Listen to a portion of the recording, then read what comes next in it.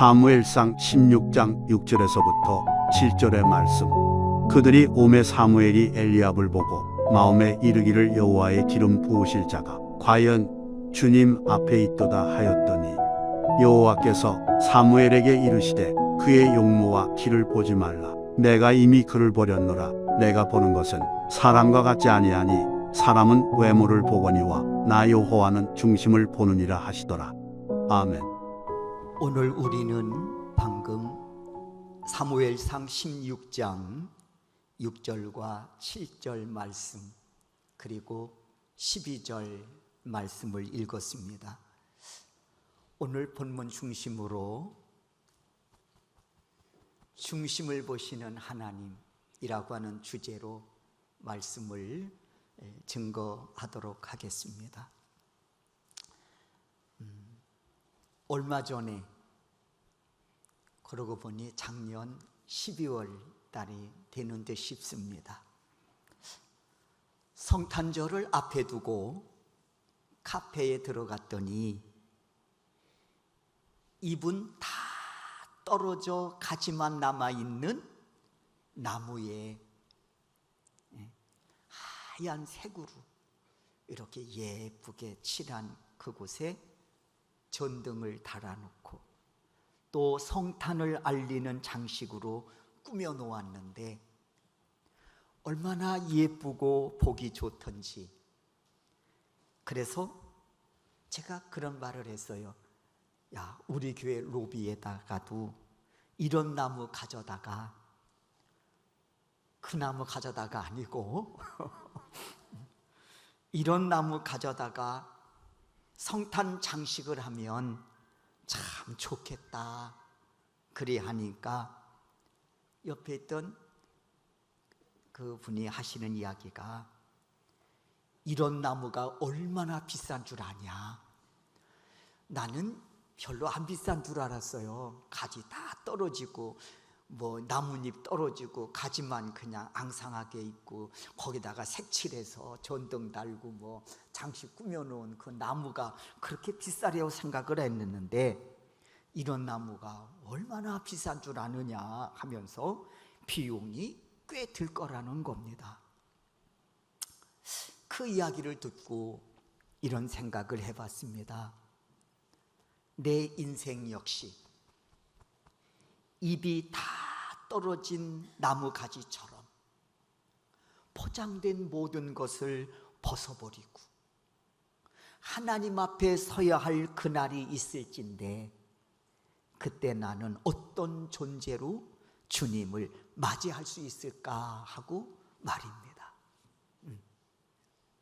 진정 다윗처럼 하나님이 기뻐하시는 존재로 하나님의 마음에 합한 존재로 설 수 있을까? 나를 꾸민 모든 포장지를 다 벗어버리고 내 존재 그 자체로 주 앞에 섰을 때 말입니다. 그런 의미에서 오늘 본문은 우리에게 주시는 큰 교훈과 도전이 이 말씀 속에 담겨져 있습니다. 여러분, 오늘 본문 전후반에 흐르는 내용은 이렇습니다.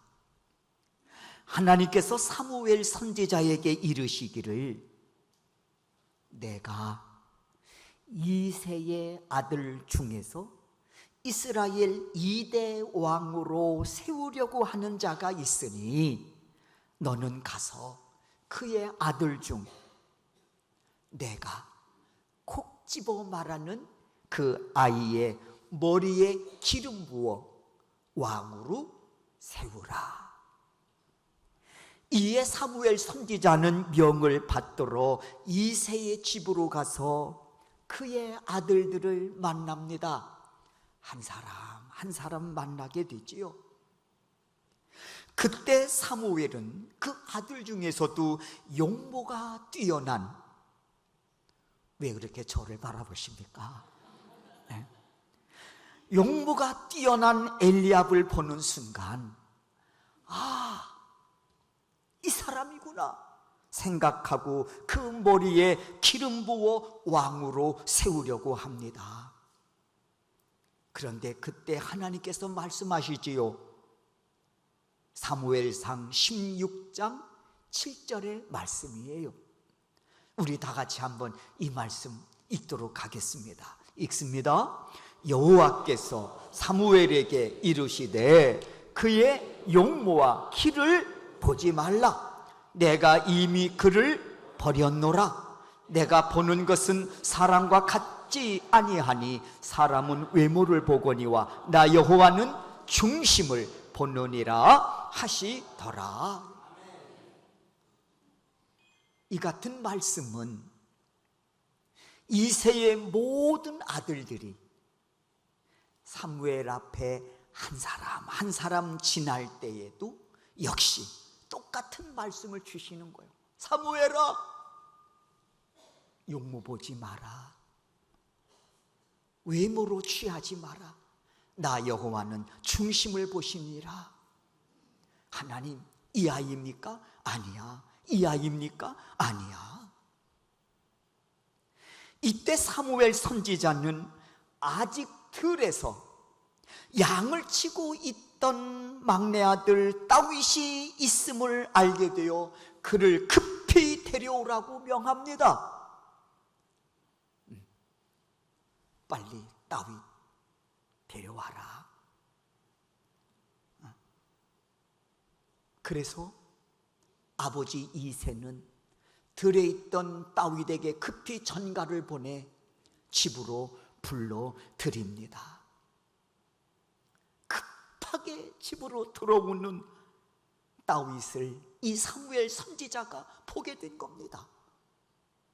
하지만 몇 날 며칠 들에서 제대로 씻지도 못하고 제대로 먹지도 못한 이 다윗 모습이 어떠했겠습니까?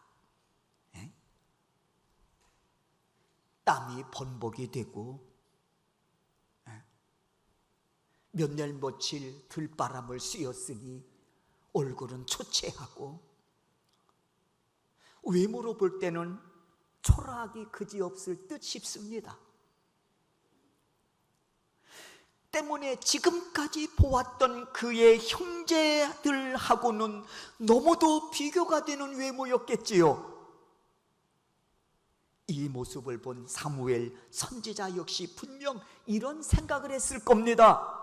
설마 저 아이, 저 어리고 볼품없는 저 아이는 아니겠지. 그런데 놀랍게도 하나님은 말씀하십니다. 사람은 외모를 취하지만 나 여호와는 그의 중심을 보느니라 말씀하시면서 그 아이의 머리에 기름 부어 왕으로 세우라고 명하십니다. 이때 우리가 즐겨 읽는 말씀이 있지요. 바로 방금 읽었던 16장 7절의 말씀이에요. 우리 다시 한번 16장 7절 말씀을 읽겠습니다. 읽습니다. 여호와께서 사무엘에게 이르시되 그의 용모와 키를 보지 말라. 내가 이미 그를 버렸노라. 내가 보는 것은 사람과 같지 아니하니 사람은 외모를 보거니와 나 여호와는 중심을 보느니라 하시더라. 그랬어요. 여러분, 이 말씀은 다윗이 다른 형제에 비교했을 때 용모도 키도 부족하다고 하는 것, 그래서 외모로 볼 때에 흠모할 것이 없다고 하는 그런 의미를 담고 있는 말씀이기도 합니다. 다윗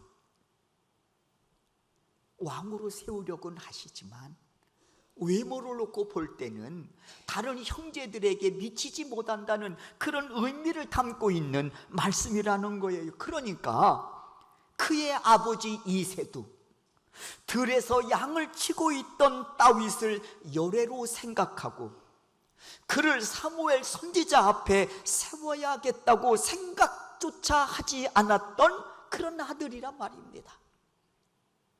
근데 사무엘 선지자가 다른 아들을 다 만나봐도 하나님이 아니라고 말씀하시니까 마지막 확인을 해보니 한 명이 남아있는데 들에서 양을 치고 있는 다윗이라는 거예요. 그래서 사무엘 선지자가 급히 내 앞에 데려와라. 내가 그를 만나기 전까지는 내가 음식을 취하지 않겠다. 그래서 급히 데려온 거 아닙니까? 아버지조차도 에이, 얘는 열애로 생각할 정도였다. 만약에 이 상황에서 다윗이 아버지 하고 묻기를 제가 왕이 될 상입니까? 물었다면 그 아버지조차도 말하기를 아들아 미안하다. 너는 내가 봐도 아니요. 이렇게 말했을 거라는 거예요. 그러니까 들에 있던 다윗을 사무엘 앞에 데려다 세우지 않은 거 아니겠습니까? 그렇다면 정말 다윗의 외모가 그렇게도 형제들보다 처졌을까? 이에 우리의 생각을 뒤집는 말씀이 있습니다. 그게 12절 말씀이지요. 한번 우리가 다 같이 이 말씀도 읽겠습니다. 읽습니다. 이에 사람을 보내어 그를 데려오매 그 빛이 붉고 눈이 빼어나고 얼굴이 아름답더라.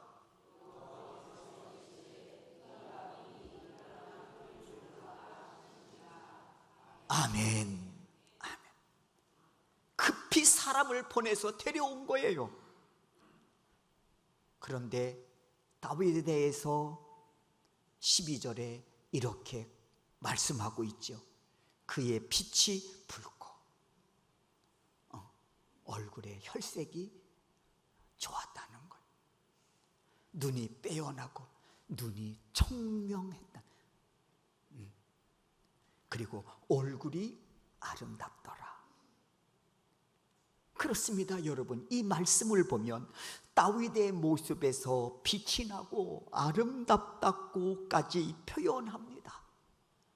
그런데 정말 그랬을까요? 정말 그랬을까? 한번 생각을 해보십시오. 들에서 몇 날 며칠 밤을 새워가며 양을 지켰던 아이입니다.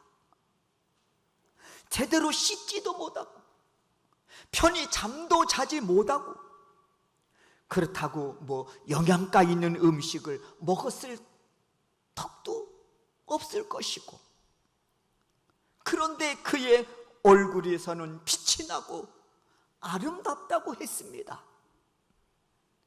여러분은 이 말씀을 어떻게 생각하십니까?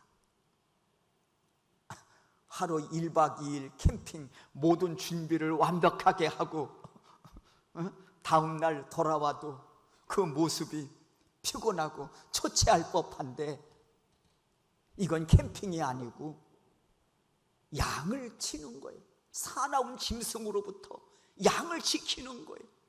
그 모진 바람을 다 맞으면서 말이에요. 밤 이슬을 맞으면서 말입니다. 잠을 제대로 자겠습니까? 제대로 씻었겠습니까? 좋은 맛난 그런 영양가 있는 음식을 섭취했겠습니까? 몇 날 며칠을 말이에요. 그런데 그 들에서 급히 헐레벌떡 들어오는 이 다윗의 모습에 대해서 빛이 나고 아름답다? 이 말씀에 대해서 여러분 어떻게 생각하시냐는 거예요. 그런데 여러분 아시잖아요. 성경은 결코 거짓을 기록하지 않는다는 것을 말입니다. 만약 거짓이 기록되었다면 성경은 벌써 역사 속으로 사라졌을 겁니다. 오히려 성경은요, 너무 솔직해요. 때문에 성경은 부끄러워 감추고 싶은 부분까지도 너무 구체적으로 기록할 만큼 진실합니다. 그렇다면 오늘 본문에서 주시는 이 말씀은 우리가 어떻게 이해해야 될까? 얼굴은 그냥 뽀샤샤샤샤샤 하고 눈은 반짝반짝반짝 빛이 나고, 예? 어떻게 이해해야 될까? 예를 들어 말씀을 한번 드려볼게요. 이성 교제하는 이 관계에 있어서나 부부 관계에 있어서나, 그러니까 남녀 관계를 물을 때 이렇게 질문하는 경우가 참 많이 있지요. 상대방이 언제 제일 멋있게 보이냐? 상대방이 언제 제일 멋있게 보이냐? 상대방이 언제 제일 요즘 말로 섹시하게 보이냐?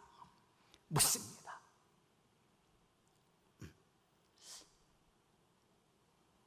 대부분 이렇게 답하는 경우가 많지요. 이렇게 물으면 자기에게 주어진 일을 열심히 하는 모습을 보일 때, 자기에게 주어진 일을 정말 성실하고 정직하고 거기다가 실력도 갖췄어 열심히 일하는 모습을 보일 때, 그때가 참 멋지다, 그때가 참 섹시하게 보인다. 잘 알아두십시오. 이렇게 답하지 않습니까? 많은 분들이 그래요.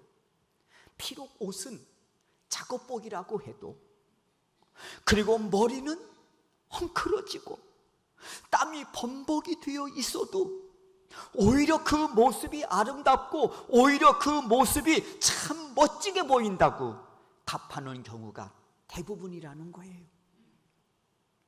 그러니까 오늘 이 12절의 말씀은 그런 차원에서 우리가 이해할 수 있는 말씀이라는 겁니다. 그러므로 들에서 양을 치고 돌아온 다윗의 모습이 빛나고 아름답다라고 하는 것은 미적인 관점에서, 다시 말해서 사람이 보는 그런 미적인 기준에서 기록된 말씀이 아니라 하나님이 보시는 관점에서 자신에게 주어진 일을 성실하고 정직하게 감당하는 모습을 보신 후 그에 대한 평가라고 하는 것입니다. 하나님이 멋지게 보실 때, 한 달란트 받았던 종을 보실 때 주인이 멋지게 보았을까요? 아니면 2달란트로 열심히 일을 해서 4달란트로 만들어서 결산하고자 서 있는 그 종을 볼 때 멋있게 보였을까요? 네. 이걸 한번 생각해 보시면 될 것 같아요. 네. 여러분 자녀들이 이쁠 때 한번 생각해 보세요. 내일이 시험인데, 네? 아주 바르고 하고 옷 입고 나갔다가 예쁘게 하고 돌아오는 거야. 어디 갔다 오니 엄마 봐도 예뻐. 근데 그 모습 예쁘게 안 보일 거야. 예쁘게 보일 때 언제냐? 방에서 씻는 것도 시간이 아까워가지고, 네? 밥 먹는 것도 아까워가지고 방에 의자 앉아서 공부하는 그 모습 이쁘다고 하지 않습니까? 아이고 내 새끼 이뻐라, 공부하는구나. 그렇잖아. 하나님 보실 때 다윗이 자기에게 주어진 그 책임, 성실하고 정직하게 양을 잘 돌보다가 돌아온 그 모습 예쁘게 보시지 않았을까? 그런 생각을 해보지 않을 수 없다는 것입니다. 그래서 12절의 말씀이 우리에게 큰 교훈과 도전을 준단 말입니다. 사람은 외모를 보지만 나 여호와는 중심을 보느리라 하시니라. 그 중심은 자신에게 맡겨진 사명에 대해서 성실과 정직으로 양무리를 잘 돌보는 그의 모습을 보신 거예요. 그래서 하나님 앞에 무엇보다 중요한 것은 우리의 중심이라 말입니다. 그러므로 우리가 꼭 알아야 할 것이 있습니다. 첫째, 하나님은 우리의 속마음을 보신단 말이에요. 우리의 속마음은 행동과 연결되는 저장 창고와 같다고 생각해요. 그래서 속마음이 틀어지면 무엇도 틀어져요? 행동도 틀어지는 거예요. 속마음이 틀어지면 행동도 틀어진다고. 그러므로 사람의 속마음은 마치 나무의 뿌리와 같아서 속마음이 온전하지 못한 그 인생은 결코 좋은 열매를 기대하기가 어렵습니다. 속마음이 틀어지면 그 인생에 있어서 좋은 열매 기대하기가 어렵단 말이에요. 요엘 선지자는 이스라엘 백성들에게 이르기를 너희는 옷만 찢지 말고 회개한다고. 옷만 찢지 말고 너의 마음을 찢으라 촉구합니다. 왜냐하면 속마음이 여호와의 영으로 새롭게 되지 못하면 소망이 없기 때문입니다. 백날 옷을 찢어도요 속마음이 새로워지지 않으면 소용이 없단 말이에요. 때문에 속마음을 찢으라 정확한 지적입니다. 이는 복음서에서 예수님의 훈계와 책망에서도요 그대로 나타납니다. 당대 종교 지도자급에 있었던 바리새인들을 향해 예수께서 강한 질책을 하시지요. 외식하는 자들아, 회칠한 무덤 같은 자들아. 회칠한 무덤. 무덤은 겉으로는 그럴듯하게 꾸며놓는단 말이에요. 그러나 그 속은 들여다보면 죽음이에요. 그리고 그 속에서는 썩는 냄새가 납니다.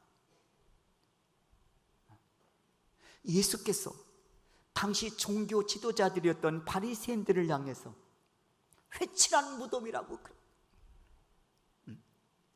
예수님은 그들 마음속에 숨은 위선, 불신앙, 불법을 보셨기 때문이지요.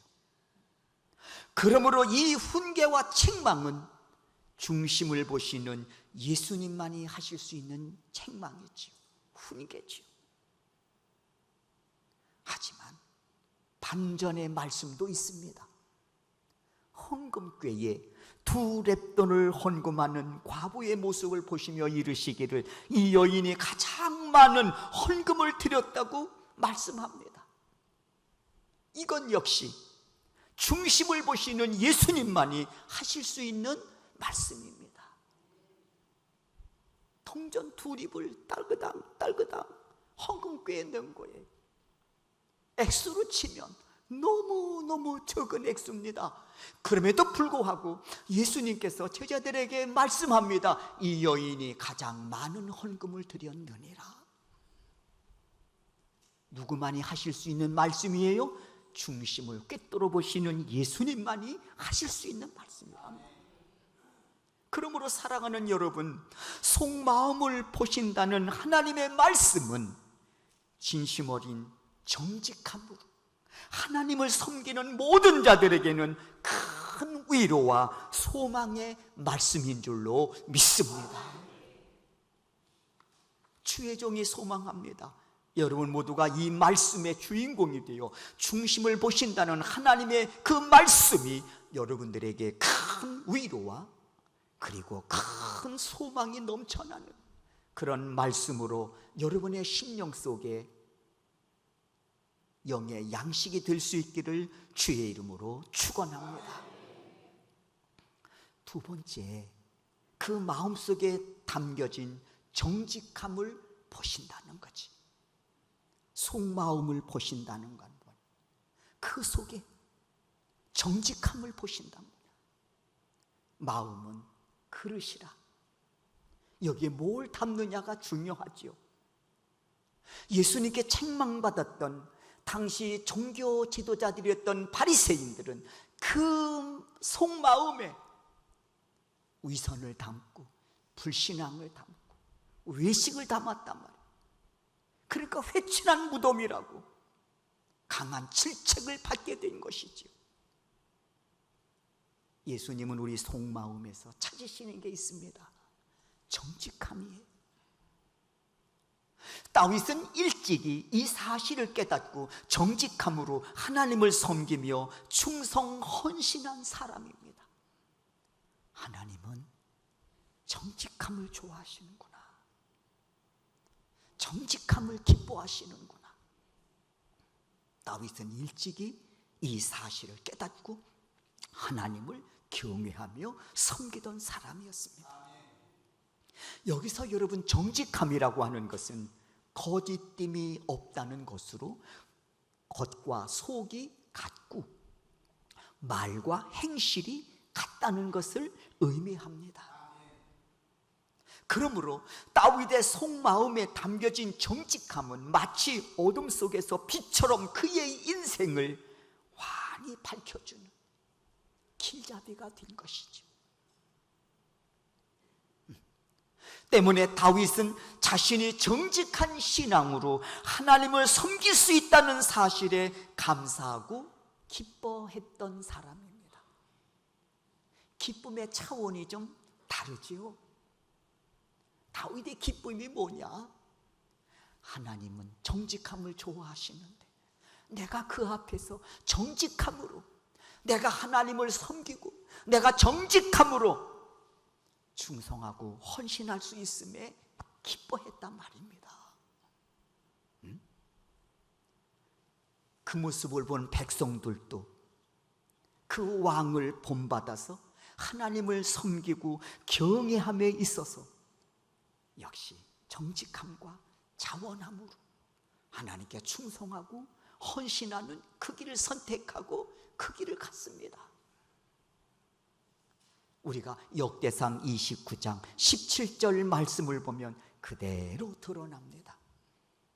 역대상 29장 17절이에요. 우리 다 같이 이 말씀을 함께 읽겠습니다. 읽습니다. 나의 하나님이여, 주께서 마음을 감찰하시고 정직을 기뻐하시는 줄을 내가 아나이다. 내가 정직한 마음으로 이 모든 것을 즐거이 드렸사오며 이제 내가 또 여기 있는 주의 백성이 주께 자원하여 드리는 것을 보니 심히 기쁘도소이다.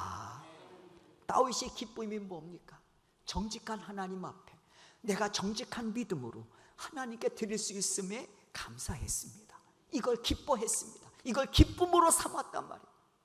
두 번째는 백성들이 자원하여 하나님께 충성하고 헌신하는 그 모습을 다윗은 기쁨으로 삼았다고 하는 겁니다. 여러분, 오늘 이 역대상 29장 17절의 말씀의 배경은 이렇습니다. 다윗이 성전을 건축하기 위해 모든 준비를 다 해놓은 겁니다. 결국엔 하나님이 마지막 사인을 해주시지 못해서 건축을 하지는 못했습니다마는 그가 성전을 건축하기 위해 모든 준비를 다 갖추어 놓은 것, 그 준비하는 그 과정을 하나님께 지금 아뢰고 있는 거예요. 하나님 정직함을 기뻐하시는데 내가 하나님께 드림에 있어서 정직함으로 드릴 수 있음에 제가 기쁩니다. 백성들 자원하여 이 거룩한 일에 동참하고 저들도 정직함으로 하나님께 드릴 수 있음에 하나님 제가 기쁩니다. 그 고백이란 말입니다.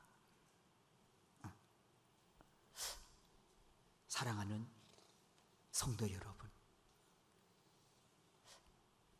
우리의 믿음과 충성, 헌신에 정직함이 녹아져 있기를 주의 이름으로 축원합니다. 그래서 어떤 상황 속에서도 여전히 변함없는 정직함으로 하나님께 나아갈 수 있기를 바랍니다. 주의 종이 소망합니다. 우리가 하나님께 드리는 믿음의 고백에서 언제나 이 정직함이 녹아있고 그리고 이 정직함으로 하나님을 사랑하는 우리 소명교회 성도 여러분들이 되실 수 있기를 바랍니다. 그래서 내 마음에 합한 자라고 하는 하나님의 그 아름다운 음성이 여러분에게도 들려질 수 있기를 주의 이름으로 축원합니다.